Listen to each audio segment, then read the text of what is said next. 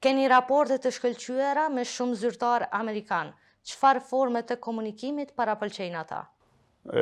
Në çdo herë në biseda jam I hapur, e tham vërtetën, nuk I mashtroj, nuk I jap përshtypje të rrajshme, në vërtetën ato që besoj për Kosovën, për marrëdhënie bilaterale. To e kam bërë edhe me qeveri tjera, me fofuj tjerë, edhe Amerikanët, për shembull, nga unë asnjëherë s'kan qenë si me thonë të mashtruar, ose nuk janë dije të trahtuara, që ku bëna një gjimnastik ta quaj ashtu jashtë parimeve të mia. Unë kam pasur rast me pas mendim ndryshe, por e kam bërë për shkak se kam besu se është ashtu interesi I Kosovës.